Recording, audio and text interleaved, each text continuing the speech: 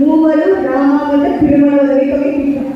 அதை செயல்படுத்தியவர் உங்க காசு கடவுளான ஏழுமலையானுக்கே காசு கொடுத்தவர், உங்க கல்வி கடவுளான சரஸ்வதிக்கே கல்வி கொடுத்தவர், என் சமூக நீதி காவலர் அன்றைய தமிழ்நாட்டின் முதலமைச்சர் கலைஞர் கருணாநிதி அவர்கள் தான். அப்போ சரஸ்வதியும் கல்வி படிச்சாங்க, கல்யாணம் பண்ணாங்க. ஒரே ரெண்டு மாசம் நீ படிச்சா காசு பிளஸ் பணத்தோட தாலி.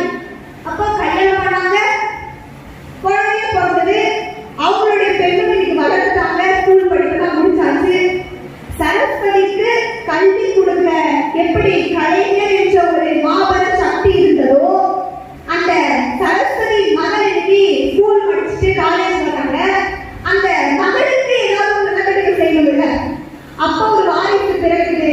அந்த வாரிசு தான் என் திராவிட மாடல் நாயகன் மு.க. ஸ்டாலின் அவர்கள். அவர் என்ன பண்றாரு, அந்த பொண்ணுக்கு காலேஜ் படிக்கிறதுக்கு மாசம் 1000 ரூபாய், கரெக்டா மாசம் 1000 ரூபாய். காலேஜ் போயிட்டு வர்றதுக்கு ஃப்ரீ பஸ். அதையும் தாண்டி அந்த பொண்ணுக்கு வேலை வாய்ப்பு கொடுக்கறதுக்கும், அந்த பொண்ணுக்கு வேற திறமை இருக்குதான்னு செக் பண்றதுக்கு நான்முதல்வர் திட்டமும், அதையும் தாண்டி இன்னைக்கு என் உயிரிலும் மேலான பேச்சு போட்டி நடத்தி உங்க எல்லாரும் முன்னாடியும் அந்த சரஸ்வதியோடைய பெண் ரோஜாவை இன்னைக்கு பேச வச்சிருக்கேனா, அதுதான் எங்கள் வாரிசு. ஆமாங்க, சரஸ்வதியோட மகள் தான் நான்.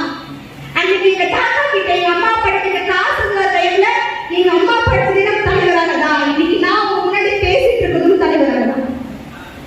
சரி, இது எங்களுக்கு தான் தெரியுமே. இன்னைக்கு என் பிள்ளைங்க 1000 ரூபாய் காசு கொடுக்குது, நானும் தான் 1000 ரூபாய் காசு வாங்குறேன், நானும் தான் ஃப்ரீ பஸ்ல போறேன், இதெல்லாம் எங்கிட்ட சொல்ல நீங்க கேட்கலாம்.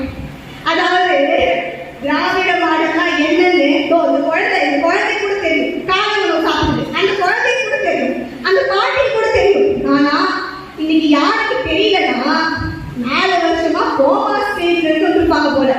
புதிதா கட்சி தொடங்கிட்டு திராவிட மாடல் அரசுனா என்ன, திராவிட மாடல் அரசு கொள்கைனா என்ன, உங்க திட்டம்னா என்னன்னு தெரிஞ்சும் தெரியாத மாதிரி நடிக்கிறாங்க. அப்போ அவர்களுக்கு நாம் பதில் சொல்லும் இடத்தில் நாம் இருக்கிறோம். அவருக்கு இன்னொரு உதாரணம் சொல்றேன்.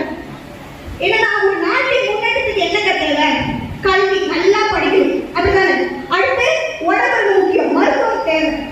அப்போ இந்த கல்வியும் மருத்துவமும் இன்னைக்கு தமிழ்நாட்டு குடும்பத்துடைய கருவறை கதவு இல்ல காலிங் பெல் வீட்டுல காலிங் பெல்